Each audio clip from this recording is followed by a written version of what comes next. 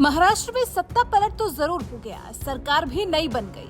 उद्धव और शिंदे को अपनी अपनी अलग अलग शिवसेना के अलग अलग नाम भी मिल गए। इसके बाद भी शांति नहीं है महाराष्ट्र में। कुछ ना कुछ ऐसा होता रहता है जिससे महाराष्ट्र की राजनीति में उद्धव और शिंदे दोनों का ही नाम आता रहता है। अब जैसे बीएमसी चुनाव आने वाले हैं, अब इन चुनाव को लेकर महाराष्ट्र में हलचल तेज देखी जा रही है। महाराष्ट्र सरकार ने सीएजी के जरिए बीएमसी के कामों की जांच कराने के आदेश दे दिए हैं। जी, बीएमसी चुनाव से पहले उनके काम की जांच होगी, ऐसा शिंदे ने आदेश दे दिया है। संभावना जताई जा रही है कि कोरोना वायरस महामारी के दौरान बीएमसी की तरफ से लिए गए फैसले भी कैग की जांच के दायरे में आ सकते हैं।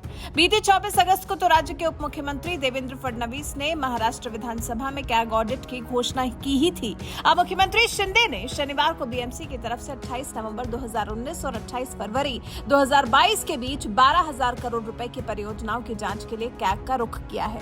शिंदे को पता लगाना है कि उस दौरान राज्य में महाविकास अघाड़ी सरकार के दौरान बीएमसी पर तत्कालीन मुख्यमंत्री उद्धव ठाकरे का कितना नियंत्रण था। दरअसल सीएम शिंदे को शक है कि जब पूरी दुनिया महामारी से जूझ रही थी, उस वक्त प्रदेश की ये महाविकास अघाड़ी सरकार कुछ तो धांधली जरूर कर रही थी।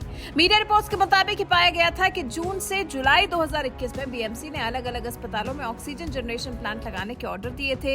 इसमें भी खास बात यह है कि इसके लिए ब्लैकलिस्ट हो चुकी हाईवे निर्माण कंपनी को 16 जून 2021 को कॉन्ट्रैक्ट दिया गया था।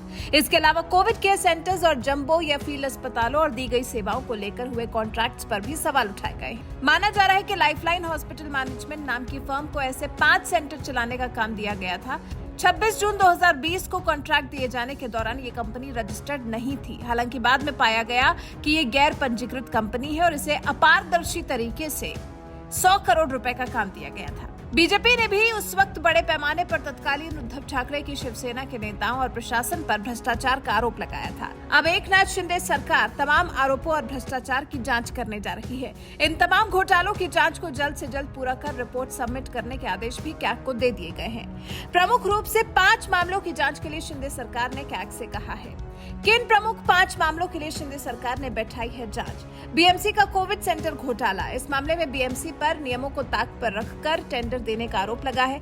आरोप है कि बीएमसी ने उस लाइफलाइन हॉस्पिटल मैनेजमेंट सर्विस को 5 सेंटर का ठेका तब दिया था जब कंपनी अस्तित्व में ही नहीं थी। रेमडेसिविर घोटाला।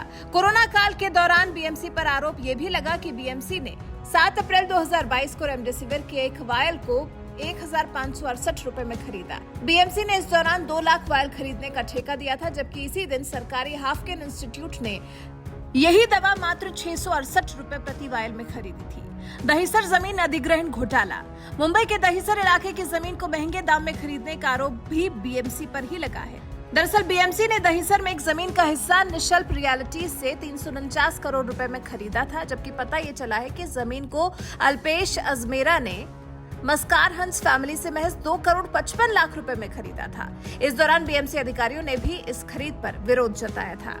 ऑक्सीजन जनरेशन प्लांट घोटाला। साल 2021 के जून से जुलाई महीने के दौरान बृहन मुंबई महानगर पालिका में अपने विभिन्न अस्पतालों में ऑक्सीजन सप्लाई के लिए ऑक्सीजन जनरेशन प्लांट लगाने का ठेका दिया था।